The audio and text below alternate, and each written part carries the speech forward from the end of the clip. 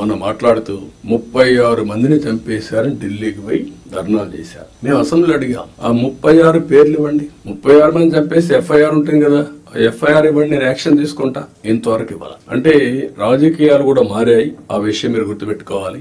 రాజకీయ నాయకులు పేపర్ పెట్టుకొని, టీవీ పెట్టుకొని, సోషల్ మీడియాలో తప్పుడు ప్రచారం చేసి గవర్నమెంట్ ని సెబటైజ్ చేసే పరిస్థితికి వస్తున్నారు. ఇది అన్టాలరబుల్. నేను I very clear on that. How to handle, will educate people. చట్టపరంగా కూడా యాక్షన్ తీసుకుంటాం. ఎవరిని కూడా ఎక్కడ కూడా వదిలిపెట్టే పరిస్థితి ఉండదు. ఆ విషయం మీరు గుర్తుపెట్టుకోవాల్సిందిగా నేను కోరుతూ, ఇది మీరు నోటీస్ చేసుకోవాలి. ఎంత కష్టపడి పని చేసినా ఆ ఫలితాలు రాకుండా విష ప్రచారం చేయడం మొదలు పెడితే మనకి ఇబ్బందులు వస్తాయి. అది కూడా గుర్తుపెట్టుకొని ఎక్కడిక్కడ కౌంటర్ చేయడం అన్ని చేయాల్సిన అవసరం ఉంది.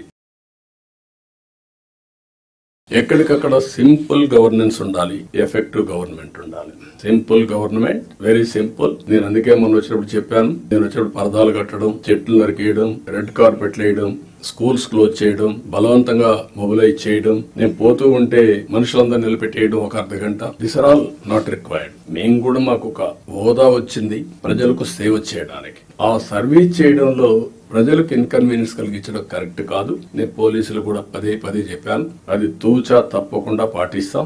మీరు కూడా పోయినప్పుడు కలెక్టర్ పోతా ఉంటే ఇప్పుడు కొత్తగా ఎమ్మెల్యేలు కూడా సైరన్ పెట్టారు. వాళ్ళు కూడా సైరన్ వేసుకుని పరిస్థితికి వచ్చారు. అంటే ఇవన్నీ కూడా ప్రజల్లో మనకు తెలియకుండా మన మీద ప్రజా వ్యతిరేకత బిల్డప్ అయ్యే పరిస్థితి తెచ్చుకుంటున్నాం. నేను అందరినీ కంట్రోల్ చేస్తున్నా. అడ్మినిస్ట్రేషన్ టోటల్ గా ఒక సర్వీస్ మూడ్ లో పోవాలి తప్ప ఒక అధికారాన్ని చలాయించే మూడ్ లో పోవడం మాత్రం కరెక్ట్ కాదని మీ అందరూ కోరుతున్నా.